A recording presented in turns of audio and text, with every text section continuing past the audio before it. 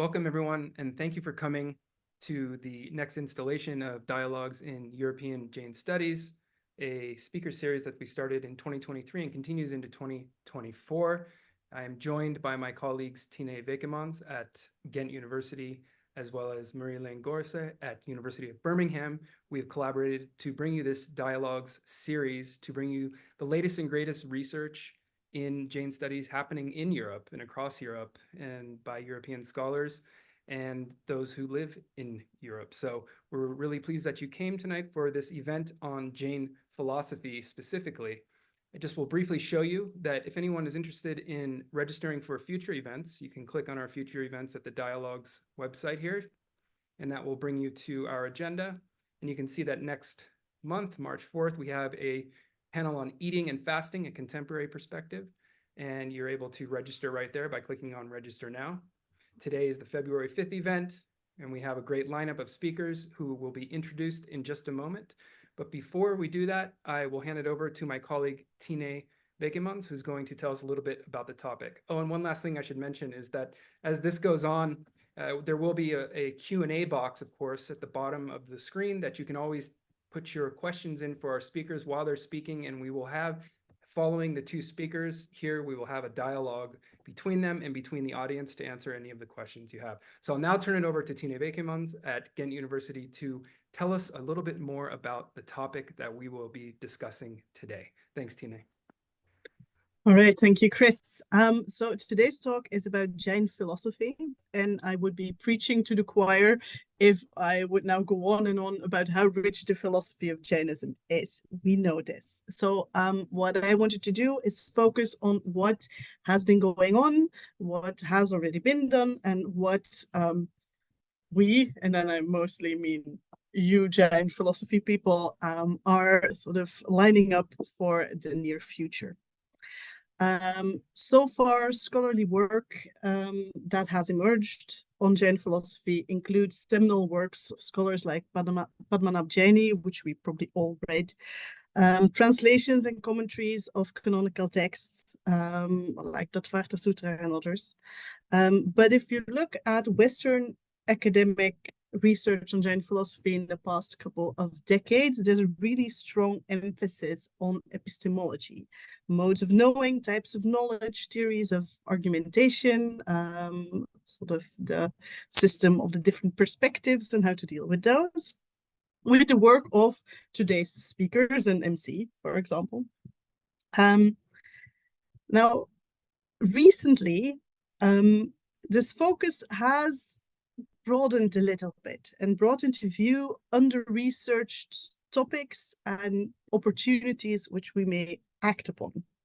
So first, this includes scholars who have ventured into other aspects of philosophy beyond that epistemological focus, including metaphysics, linguistic philosophy, and then especially with research also going towards contemporary Jainism, a link with ethics as well. Now, secondly, we see scholars of Jain philosophy entering into dialogue with other subfields of philosophy, by which I mean collaborations with people working on Hindu philosophy, Buddhist philosophy, but also comparative and world philosophy, as it's called, more broadly, which is, of course, lovely because that allows us to convey this richness of Jain philosophy to a broader audience and really start entering into genuine interactions and discussions. And thirdly and lastly, I want to stress how great it is to hear that collaborative networks have formed comprising scholars in Europe, in America, and in India, specifically around the study of Jain philosophy and the reading of Jain texts. It's always nice to hear at the beginning of one of these dialogues that 4 out of the 6 sort of organizing and panelist people actually meet very regularly to read a bit of Jain philosophy. Under the name the Jain Philosophy Research Group, which was founded amongst others by my colleague Marie-Hélène Gorse. This is an example of this collaborative spirit, which leads to high quality events, publications. There's one upcoming, I think, on Anekantwada, and panels, for example, one on Akalanka and translating Akalanka at the World Sanskrit Conference in Kathmandu, which should be upcoming.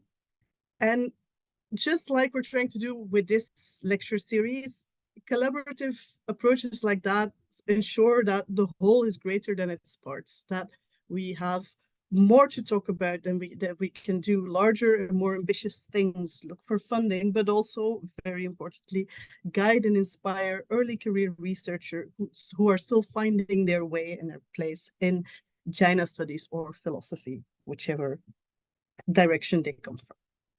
So what is clear is that we can expect interesting advances in this field in the coming years. But let's start with today.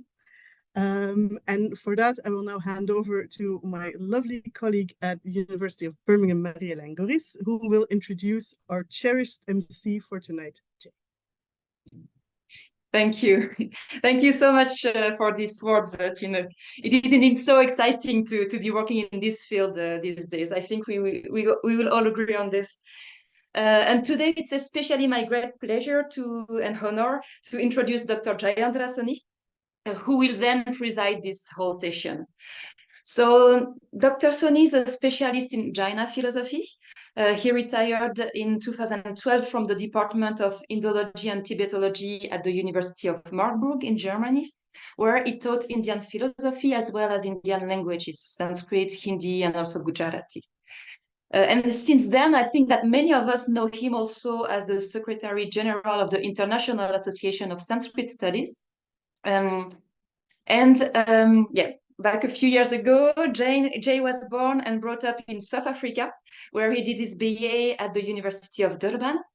And he then studied at the Banaras Hindu University in India, from where he received his PhD in philosophy on the human predicament, a critique of some philosophical perspectives. Then at the McMaster University in Canada, he got a second PhD, this time in religious studies, towards an understanding of man in Shaiva Siddhanta, a study in philosophical anthropology.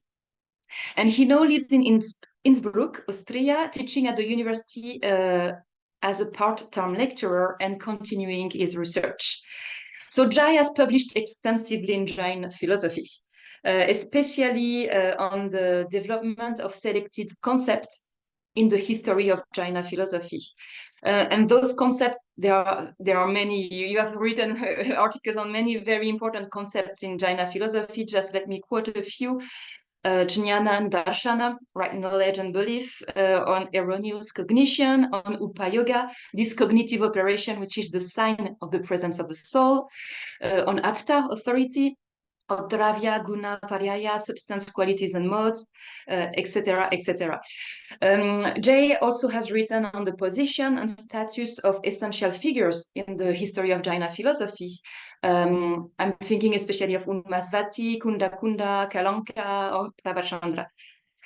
Jay has worked as well on Jain Buddhist debates, especially in Vidyananda's Satyas Shasana Pariksha, and aware of the position of Jaina epistemology within a broader system, he has also worked on Jain virtue ethics and on Jaina yoga. And last but not least, he has also co-edited the first volume on Jaina philosophy in Karl Potter's seminal series, Encyclopedia of Indian Philosophy. So I could go on for a long time, but let me stop here. I think that it is fair to say that all the scholars working in Jaina philosophy today are somehow indebted to your work, Jay. So I, for one, I'm very grateful to have learned so much from you. And I am absolutely thrilled also to keep collaborating with you today, notably, as Tina mentioned, in trying to get some of the meaning of some quite terse verses of Akalanka every Friday. So thank you again for joining us today. And now the floor is yours. Thank you. Thank you very much indeed, Marie-Hélène, for all your kind words and the accolades. And it is a privilege and an honor for me to be here as presider, because you had asked me to do that. And without second thoughts, I said yes. So thank you very much. Our two speakers have been announced as Jinesh Sheth and Małgorzata Glinicka, and we are going to start by consent with Małgorzata Glinicka. Her MA degrees were in the fields of classical philosophy, philosophy and Indology at the Warsaw University in Poland. Her PhD in 2019 was on medieval Cypriot literature, so Greeks, Latins, and Muslims in Lusigan, Cyprus, and she worked on the depiction of interdenominational relations in the 15th century chronicle of Leontius Macaris in 2019. She is currently working on her PhD in Jainology, dealing with aspects of Manichaeanandin's and Anantavirya's linguistic thought and philosophy of language. And it involves a critical edition of the Sanskrit texts Pariksha Mukha and Anantavirya's Pariksha Mukha Laghuvriti, alongside the translation and analysis of the 3rd and 4th chapters. Since 2020, she has been employed at the Institute of Mediterranean and Oriental Cultures of the Polish Academy of Sciences. Her main interests include Indian philosophy of language, Jaina philosophy, philosophy of interreligious dialogue, Greek and Byzantine philosophy. She's going to talk to us about an aspect of her current research, and the title is Language and Cognition in Anantavirya's Thought. I think all of us are eager to hear in about 20 minutes her most recent findings on this subject, because both language and cognition are also closely related to Jaina philosophy. So thank you very much for being here, Małgorzata. All the best to you.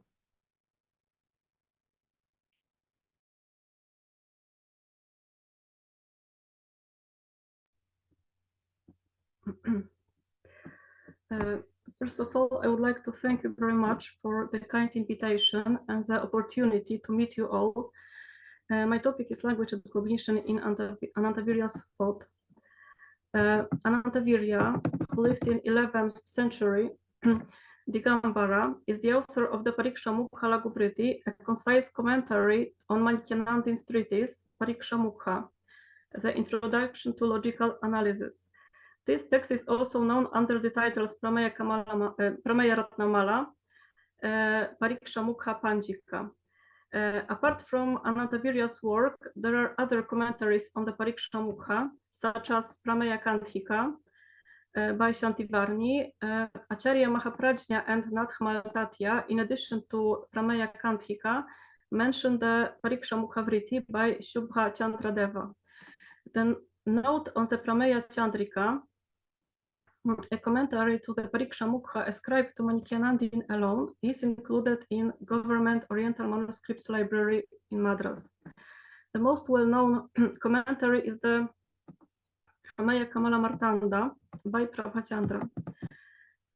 Anantavirya's style is heterogeneous and fractured. There are very condensed passages full of ambiguous phrases and very clear and easy to understand ones. Some issues are profoundly analyzed by him, some important from the Jaina perspective are neglected and dealt only fleetingly. Although he occasionally uses metaphors, alliterations, poetical comparisons, and repetitions of simple explanatory phrases, he is generally concise in formulating his thoughts. In some places, the difference in interpretation of certain aspects compared to Manichaeanandin is to be seen. For example, in the commentary to the Sutra 3.5, where recognition is defined, Anantavirya, in addition to the recognition, introduces a new cognitive criterion analogy, that is upamana, as something distinct. The first chapter of the Pariksha Mukha is devoted to the characteristics of the cognitive criteria, pramana. Manichaeanandin's definition of the cognitive criterion is following: Sva purvartha vyavasayat makam jnanam pramanam cognitive criterion is cognition, the nature of which is the decision regarding the cognition itself and an object previously not cognized. Anantavirya, following Manichaean, elucidates respective components of the definition of the cognitive criterion and considers its scope of application. The cognitive criterion is capable, samartham, of gaining what is beneficial, hita prapti, or removing what is detrimental, ahita parihara. When the cognitive criterion is applied, there is an understanding, pratiti, of the subject, doer, kart, an instrumental cause, karana, and an action or activity, kriya, in the same way as of the object, karma. Anantavirya says, the real thing, vastu, that is the subject of cognition, unequivocally is defined by the term object, karman, because of the fact that only this thing is permeable by the act of cognizing. The doer is the self, atma, the cognitive criterion is the instrumental cause, inference is the action. There is the awareness of this, both the subject and the instrumental cause and the action. In Sutra 1.10.1.12, Manichaean likens self-awareness, swasya anubhavana, of cognition to a cognition of objects where no language is involved, analogously to the lamp lighting itself up as well as objects around it, and reaching this spot with a rhetorical question. It is one of passages where the linguistic aspect has been displayed in the clear form. Anantavirya explains, just as there is experience of perception of a pot, etc., even without uttering the word pot, etc., in the same way, which manifestation takes the form of introspection, I, aham ahamikaya, against its very thing, this alone is what is precisely experienced, even without uttering the word, shabda anucharana. The first chapter ends with the determination of the way in which we can ensure the validity of the cognitive criterion. The types of criteria are discussed in the following two chapters: direct cognition, pratyaksha, that is perception defined as pure, clear cognition, vishadam, not intermediated by another cognition, the pratiti antara avyavadhana in the second chapter, and indirect cognition, paroksha, divided into memory, smriti, recognition, pratyabhijnana, suppositional knowledge, tarka, inference, anumana, and scripture, agama, all caused by perception. While the first three, namely memory, recognition, and suppositional knowledge, were briefly presented by Manichaean and accompanied by rather concise comments by Anantavirya, the theme of inference occupies a large part of the text, 85 sections. The issue of the scriptural testimony, agama, encapsulated by Manichaean in 3 sutras, has been treated by Anantavirya with great meticulousness and accompanied by a sophisticated commentary. The fourth chapter considers the scope, vishaya, of cognitive criteria, that is the object, consisting in the universal and the particular. The fifth chapter, the shortest of all, refers to the results, phala, of the cognitive criteria. The sixth chapter deals with their fallacies, pramana abhasa.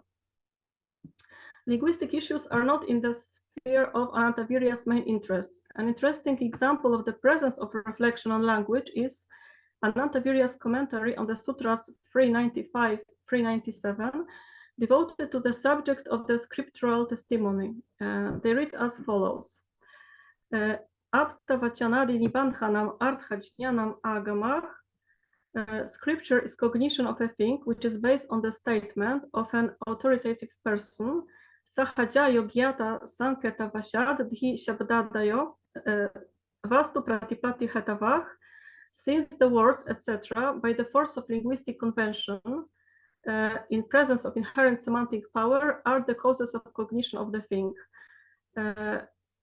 Yadha merv adayach santi, such as, for example, the sentence, the mountain Meru, etc., exists. An authoritative person is defined by Anantavirya as someone who does not deceive, avanchaka. The author of the Pariksha Mukhalaguvritti assumes that scriptural testimony is cognition of an object based on the statement by an authoritative person or other signs given by him, such as finger-pointing signs.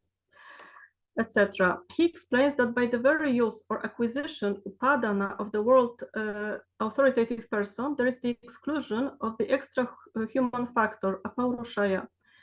Cognition that has as its basis the speech of the authoritative person, and therefore that is based on cognition of the meaning of the words and sentences used by that person, contradicts the absence of the human factor. Anantavirya will attempt to prove that by the usage of the notion cognition of the thing, there is the rejection of theory, according to which verbal cognition takes place through the exclusion of the other, anyapoha, or through the indication of the speaker's intention, abhipraya.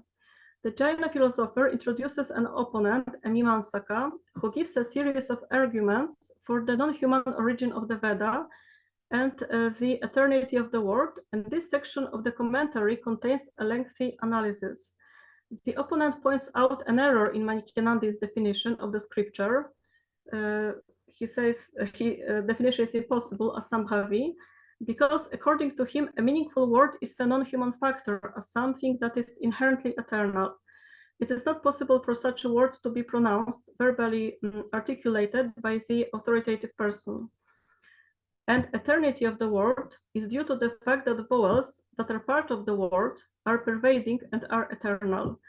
And it is not that this fact is unproven, says the Mimamsaka, because the indeclinable word ga, etc., that is used with reference to one thing in one place is used also with reference to the same thing in other places by virtue of recognition.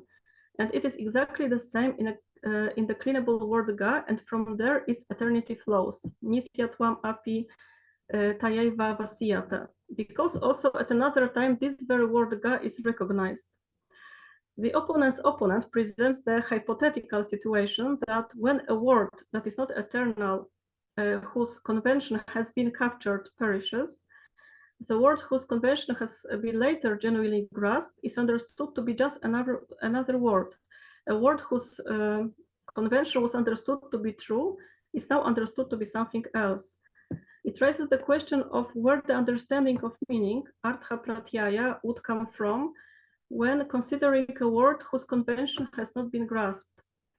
The opponent replies that it is not as if the word is not there, since it is still the same word, because the recognition of its meaning is easy to grasp, sulabha, in other cases.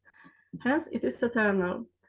And it is not that there would be undesirable consequences that vowels or words, since they are eternal, would be at all times heard by everyone, because their constant manifestation is not possible.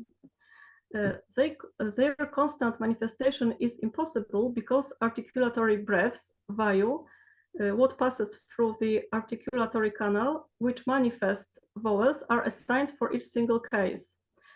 And it is not as if these articulatory breaths are unproven, anupapanna, because they are proven by cognitive criteria, by perception. The shortness, sparshana, of the articulatory organs perceived by people close to the speaker's mouth, inference, inferring from the shape of an articulatory wave, tula chalana, located close to the mouth by someone located in a distant place. And they are determined by presumption, arthapati, that hearing the word Shabda Sharavana would otherwise be inexplicable, Anyathanupapati, at the point of hearing by the listener, Shrot Shrotradesha. The opponent's argumentation is very elaborate. In an attempt to prove that the word is eternal, he refers to the workings of the articulatory organ, detailing its parts and their functions, to the contact between the palate and the vowels, and so on. Later, his attention is focused on aspects related to the proof of the non-existence of the author of the Veda, which cannot be proven either by perception, inference, or finally by presumption. He refers to absence, abhava, as a cognitive criterion, the only means of proving the non-existence of the performance of this articulation. The knowledge, Veda, concerning the real existence of a man is difficult to prove, dukh sadhya, but cognitive criteria proving his non-existence are easy to gain, sulabha, for in the present moment his non-existence is perceivable, and in the past and future time his non-existence is proven by inference. The opponent alludes to the uninterrupted tradition, Anavachinna Sampradaya, which is closely related to the fact that the author is unthinkable, not to be remembered, as Maria Mana. Also, presumption is ascertained regarding the absence of the author of the Veda, since the object whose characteristic is that it is proved by cognitive criterion is seen as what cannot be otherwise, because the Veda, whose scope are extrasensory things, atindriya artha, such as property, dharma, etc., is impossible to be composed by someone who sees only what is here and now. And since there is no one to view extrasensory things, this lack of a human factor is postulated as fundamental. Anantavirya, through a multi-stage argument, rejects the recognition of something that is one thing but appears in many places, that has the nature of many, Sarvatman. He wonders whether eternity applies to the word as such or to the separate words. He sees a contradiction between the concept of non-authorship of the Veda and the concept of omniscience, because there is someone who knows Veda.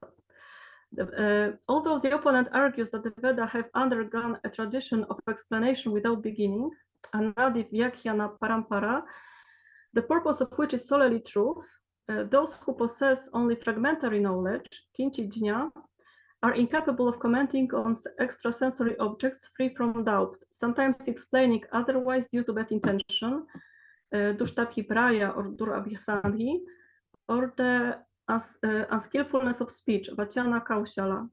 Returning to the issue of the absence of the memory, Asmarana, of the author, Anantavirya asks whether this absence of memory is the conviction of the proponent, the opponent, or both. If the proponent, is it due to non-apprehension or absence? Each alternative leads to a number of undesired consequences. The argument concludes with the observation that this dispute, the subject of which is all authors, is not about the author as such, and the lack of memory of the author remains unproven. Anantavirya recapitulates that, according to the Jainas, it is not that the lack of validity of the Veda is born out of the absence of the author, but that it is born out of the lack of qualities, such as ability to view extrasensory things, etc., in commentators of the Veda. Hence, due to this lack of qualities, there is no confirmation of validity, because errors have not encountered any obstacles.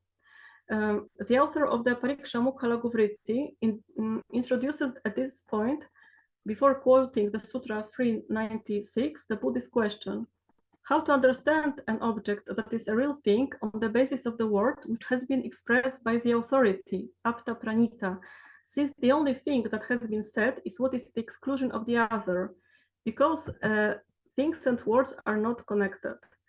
The Sutra 396 is following: since the words, etc., which means some non-linguistic means of expression, by the force of linguistic convention, a condition of which is inherent semantic power, are the causes of cognition of the thing.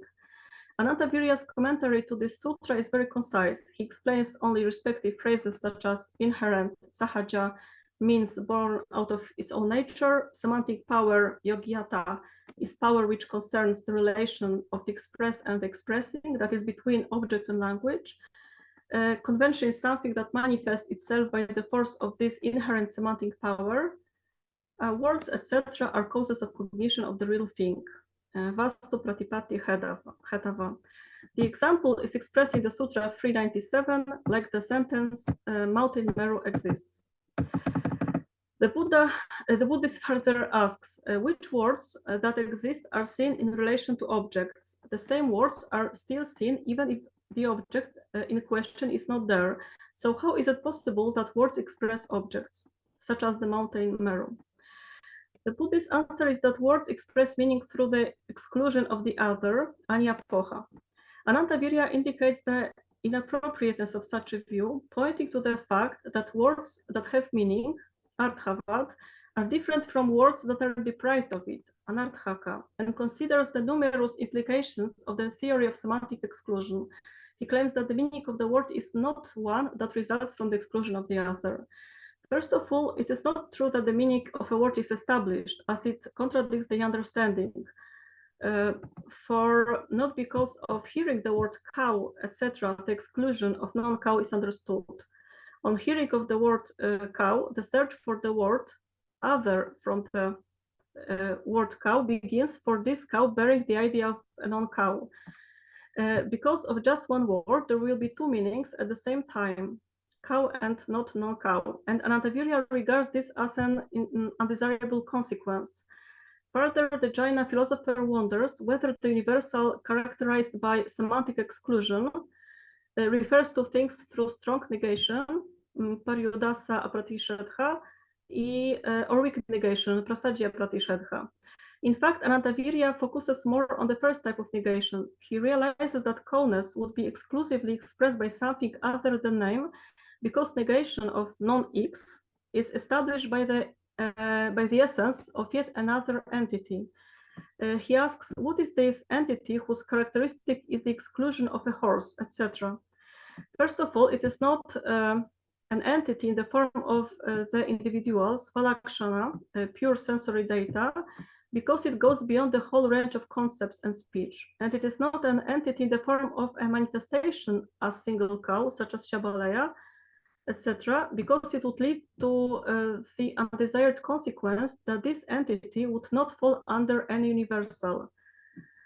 That is why, says Anantavirya, there is the universal cowness functioning with reference to all individual cows, which gives rise to an idea that repeats itself in relation to each cow, and with reference to each cow individually by collecting all of them in one set. This one universal exclusively can be expressed by the word cow.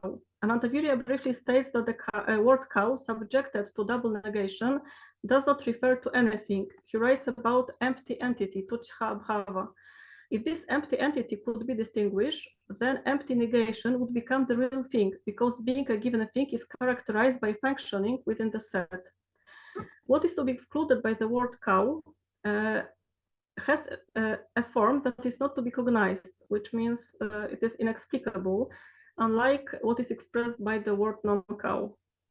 Anantavirya refers to the problem of the gradation of universals. Cowness is linked to the set of higher things, such as cognizable things, and when it is excluded, this related scope is also excluded. What is more, he raises the interesting question of how this theory would solve the problem of the notation of proper names. Devadatta, unlike man and cow, is endowed with concrete attributes and does not build the class of non-devadattas. Is not seen as that which connotes diversity. There cannot be an entity which is the center of an exclusion without the universal, which is the real existing thing. If we have an individual entity and we want to distinguish it from others, we would need an instrument based on similarity to speak about the similarity. There is no idea that would help to distinguish Devadatta from other Devadattas. According to Anantavirya, a semantic relation based on convention is inexplicable in the position that the meaning of a word is the exclusion of other, because there are no means of achieving exclusion. There is no way to understand or to learn exclusion. Convention is taken through the learning process. And here Anantavirya moves from daily practice to the level of epistemology. Perception cannot grasp exclusion because the scope of perception is a real thing. Exclusion concerns avastu, is something abstract. There is no such a thing as a not non-devadatta. And also inference is not capable of understanding exclusion because the notions such as an effect, karya, and existence, svabhava, are impossible in the case of exclusion. Here we have the discussion with the Buddhist tradition of Dignaga and Dharmakirti, inference based on karya and svabhava. Exclusion is not possible as svabhava because it is not to be described or associated with anything. It is not possible as karya because karya exists thanks to something real that caused it, and exclusion does not have any real effect. Neither can it be inferred from a cause, nor is it the cause of anything. Through double negation, it does not refer to anything real. And something that is not known cannot be a point of attachment or ground prerogative, adhikara, for affirmation and negation. It is a vicious circle because to talk about the cow, you have to define the cow. Anantavirya considers the problem of exclusion from different angles, once treating it as a result, once as a process, asking the question about its nature. He concludes that the solution to this problem would have to be sought in a different direction. In this space in which we live, there is no other option. And finally, he repeats that the meaning of words is not the exclusion of the other, because exclusion, when analyzed, turns out to be impossible. Therefore, the words, etc., by the force of linguistic convention, a condition of which is inherent semantic power, are the causes of cognition of a thing. These passages 395, 397, especially the passage 395, stand out in terms of style and terminology from the background of the whole commentary due to their different narration. Therefore, it can be assumed that it might be an interpolation. The way in which the material is arranged is similar to how Prabhat Jayandra commented on these passages. However, it is possible to distinguish some points of contact, the choice of quotations, technical terms, and some that are clearly and significantly different. Thank you very much for your attention.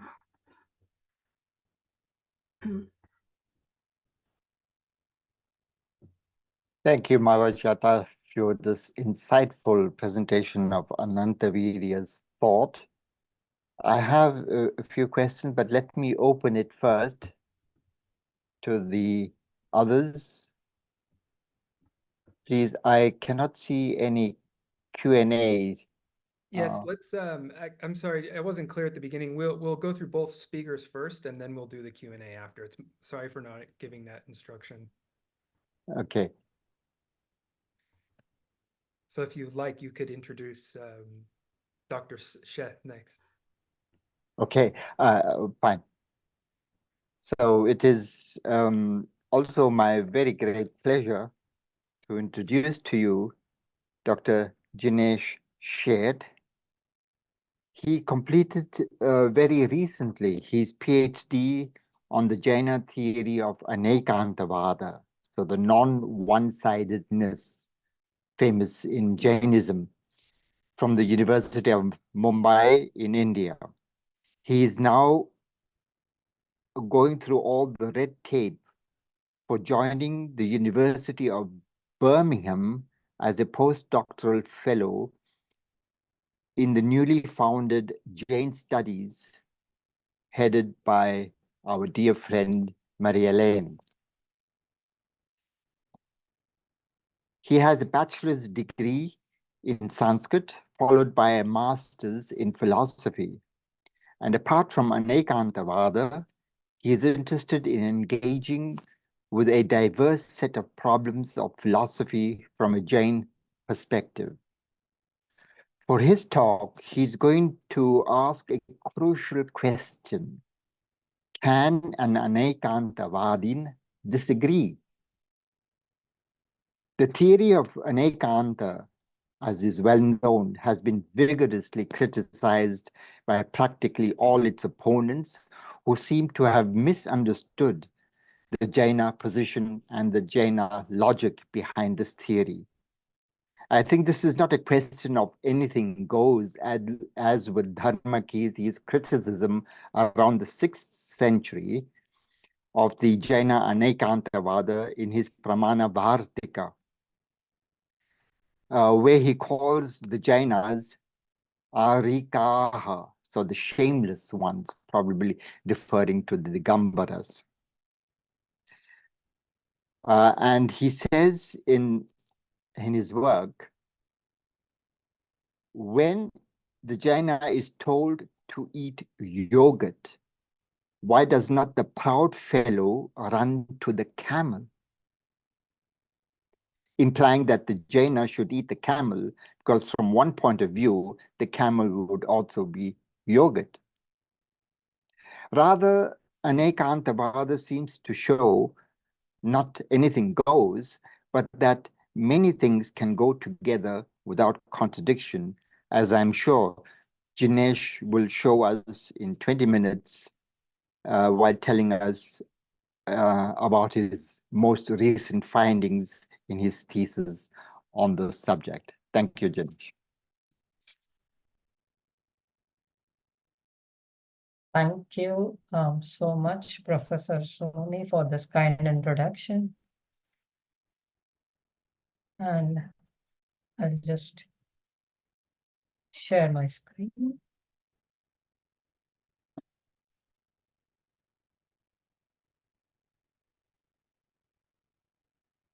Yeah.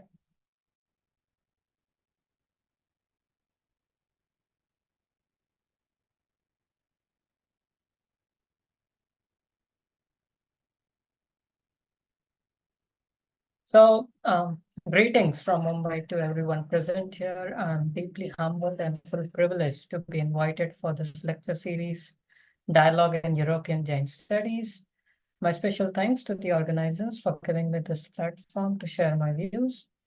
This paper is about Anekantavada and is closely connected to one of the ongoing debates with respect to its interpretation, and that is its interpretation along the lines of ahimsa. This came to be known as intellectual ahimsa in the last century or so. The question that has been raised in the title of this talk is specifically for those who argue for intellectual ahimsa. To begin with, and even though I am aware of the problems associated with the historicity of this parable and that the Jaina sources haven't mentioned it enough as much as we see it referred to today when it comes to Anekantavada. But still, looking at this image, and since most of us are familiar with the entire story, I would just straight away come to the question, which is pertinent to our discussion. Is everyone right from their own perspective? And this is the question that that I'll be mainly occupied with. When one looks at this image of 6 blind men and the elephant, and there are several versions of the story as well as interpretations. And one of them simply just goes like that every blind person is right from his or her own perspective because they are unable to see the other parts of the elephant. The question is that if they are right from their own point of view, then what is the point of quarrel and where does conflict come from? And more importantly, if we combine all these points of views, do we get one elephant or maybe 6 elephants? And it is only by asking this question and evaluating from a very critical lens that we will be in a better position to evaluate the arguments for intellectual ahimsa, and in the further part of the paper or the presentation, what about our agreements and disagreements in the Jaina context? So intellectual ahimsa has been worked out by quite a few scholars, and I won't be able to discuss each of them over here. Professor Coates' paper has very well documented, evaluated, and criticized some of the views as well as put forth arguments against some of them. So, but these are some of the standard sources from where this account began. And the argument is mainly that I'll simply refer to one of them. So for instance, Dhruva, in his introduction to Syadvad Manjari, is considered to be the first one to begin discussion around intellectual ahimsa. And he says, I quote, Jainism is par excellence the doctrine of ahimsa, ahimsa not only of physical life, but also of intellectual outlook. Jainism did not stop short at a mere negative attitude of toleration towards other schools, but took the positive step of investigating how each of those schools erred. As a result, it came to the conclusion that the errors of those schools were only partial truths as seen from particular angles of vision, that none of them was wholly wrong, and if each of them would see things from the point of view of the opponent as well as from their own, there would be perfect harmony all around. Kapadia also further extends this argument, and he goes on to even say that ahimsa is the origin for Anekantavada. So respect for life becomes the origination point for respect for the opinion of others. And as surprising as it might be, no Jain text is quoted or cited to support such a view. Matilal further advances this, and then it became a commonplace thing whenever Anekantavad was brought into discussion. The Ahimsa line of interpretation also came along with it. However, there has been an Uttar Paksha to it as well, and which is not often discussed. The scholars are most of the time aware of these developments. Still, I would just briefly mention some of them. So I think late Professor Kendall Folkert was the first one to argue against intellectual ahimsa, and this was then very nuancedly developed in this article, and it's worth read for anyone interested in this entire debate. And some further discussions as well. Again, there are many other voices, but I want to be able to include all of them. So Folkert says, and I quote, "It requires a considerable interpretative step before Dhruva can speak of harmony all round. And such a statement proceeds not only from a particular interpretation of the Nayavada, but also, one suspects, from the scholar's predisposition towards seeing tolerance in the Nayavada." Quote again continues this line of argument, and this seems to be one of the most important points that is made in that article, and I will quote it in full. "For coexistence, it is necessary to recognize commonalities, but not at the price of ignoring differences or of falsifying history.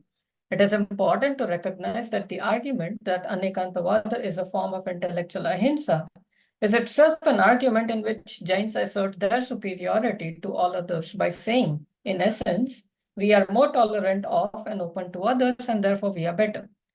To come to a more nuanced understanding of both oneself and others, it is necessary to begin by clearly and honestly recognizing the differences and to resist the temptation to seek too early for a new synthesis." And another article, Baltsarovitz also argues against intellectual ahimsa. He even goes on to call this as a tolerance myth, and says that, goes to the other extreme and says that Anekantavada could be rather seen as an ideological weapon instead of that which promotes tolerance. It seems to be promoting violence at the intellectual level. So basically, we have two ends of the spectrum. On one hand, Anekantavada was seen as that which promotes tolerance, respect for the views of others, and there are many authors. And on the other hand, there is an altogether opposite position where scholars have said that it's not that it promotes tolerance, rather it's a myth to consider it.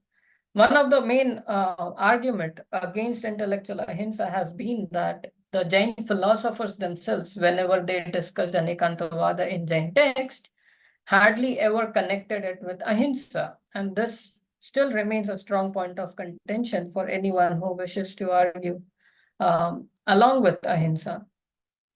However, as I mentioned earlier, John Court and some others, like even Jeffrey Long, have argued for a more moderate stance where it's inadequate to say that Anekantavada is intellectual ahimsa, and to advance any argument requires a very careful analysis of the available sources. So with this background, I now introduce this question. Is it possible for an Anekantavadan to have genuine disagreements, whether strong or weak, with the views of others? Or is there always an obligation to agree more and disagree less? The question is important, and it is, of course, a direct implication of any theory like Anekantavada or Syadvada, because when the thesis of Anekanta says that truth, reality, both share a characteristic which is non-one-sided, and that there are multiple facets, that there are many viewpoints, there is always scope for some more perspectives to be brought into the picture. And for any given viewpoint, there would always be a counter perspective to it.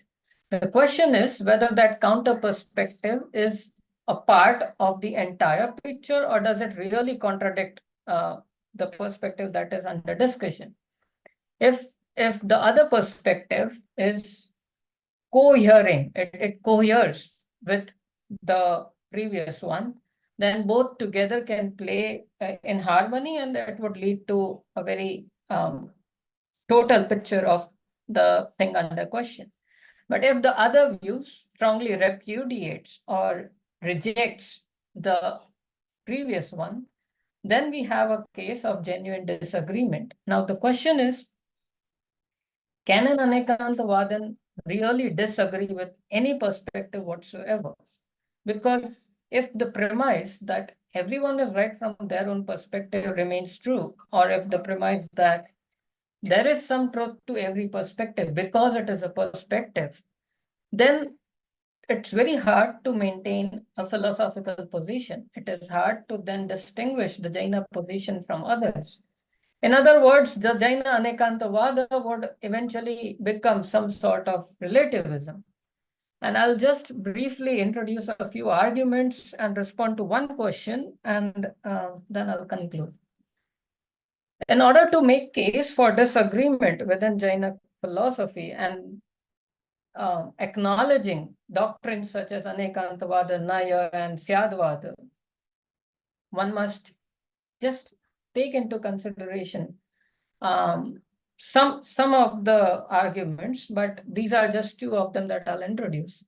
So one is that in every account where Anekantavada was connected with ahimsa, and where this noble, a very harmonious account of worldview was created, that there could be harmony and that everyone could be right from their own view, that there seems to be a problem with not taking into account the distinctions between a true perspective and a false perspective.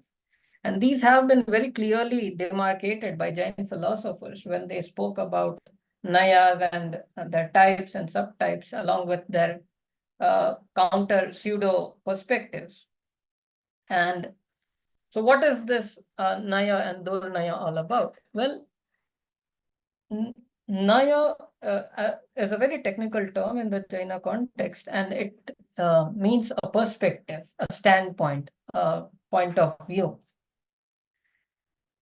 Usually it is considered to be true, whereas its opposite, which is Durnaya, is a false perspective, which is not a true, which is simply incorrect.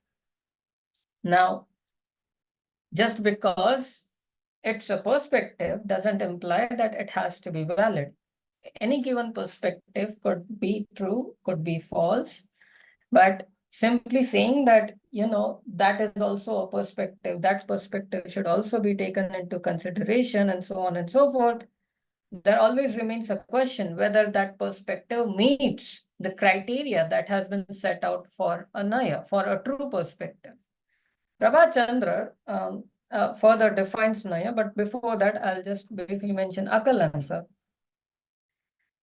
In his commentary to Aptamimansa, Akalanka distinguishes a Naya from a Durnaya, and he says, I quote, "The standpoint is that cognition which grasps one of the aspects of the object being cognizant of the others.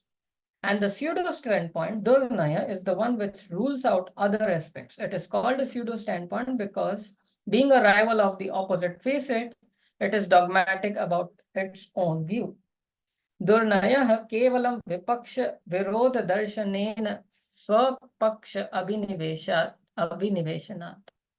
So because it is dogmatic about its own point of view, it is considered to be a false perspective. And this criteria, that being dogmatic about one's own view, eventually is the crucial point of distinction between a Naya and Durnaya.